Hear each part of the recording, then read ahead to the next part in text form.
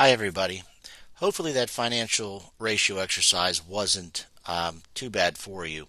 But I just kind of want to go over the exercise. You can look over the answers that are posted. If you have any questions, please let me know, and we can talk about that when we have our meeting in the next couple weeks. But if you remember what these three different types of ratios do. The solvency report shows the potential the pharmacy is able to pay back its debt. So if you look at year 9, all right, the current ratio, the asset test ratio, the current liabilities ratio, the total liabilities to net worth, the fixed assets to net worth, and long-term liabilities, it shows the following. All right, and you can look at the answers. I'm not going to read those. But the only ratio out of these that is out of range are the current liabilities to inventory and the fixed asset net worth. The current liabilities inventory is not being in the appropriate range could imply that there's an increase in inventory and it's not in control. Now, we did talk about that in this healthy pharmacy. We are trying to get that. We did lower the inventory in year 9, but we still need to be able to be a little bit better in that control.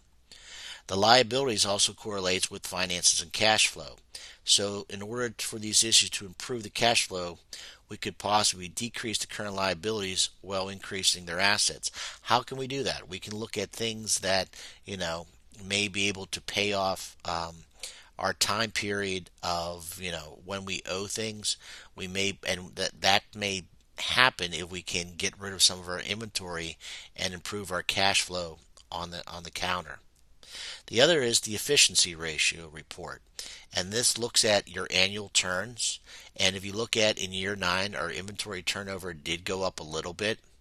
Our degree of newness to our fixed assets, that's less than 50%, so we may need to do a little bit remodeling. Our accounts receivable, we did get a little bit better, but we would probably like to make that turns.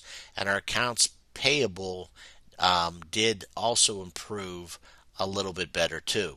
So the efficiency report displays the use of its capital in the company. And we look at the annual sales, inventory turnover, and as I said, accounts receivable, accounts payable. Um, so we are improving in these ratios, and if we keep improving in these ratios, especially in being able to pay our bills on time, so we're going to be less interest charged, may even get some discounts of paying early, and if we get our accounts receivable down better in less, closer to 30 days, then we also will see an improvement in our cash flow, and a lot of those solvency ratios in the prior exercise would get better. The final one is our profitability. We did see profitability improve. We did see a significant improvement in our net profit to inventory, and the profitability basically shows the company's earnings. And all these ratios are within an ideal range, so that the one good thing is the business is becoming more solid. And as I said, sometimes too, the profitability can improve, but maybe our cash flow doesn't. And so the better we can handle our inventory better, the better our cash flow can be. And so, like I said, the only other thing that we may want to look at in terms of liabilities is we may want to look at things such as what is our internet charge, what are we paying currently for our insurance, what are we currently paying on, our different contracts we have with our software vendors. So there's different ways that we can improve our liabilities, which also may improve our cash flow. So hopefully this financial ratio exercise, and although this may be new for a lot of you, did help you get a better appreciation of how you evaluate a pharmacy business.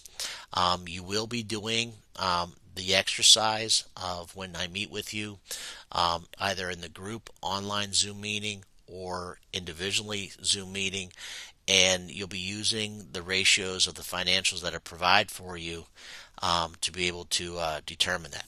All right. Thank you very much.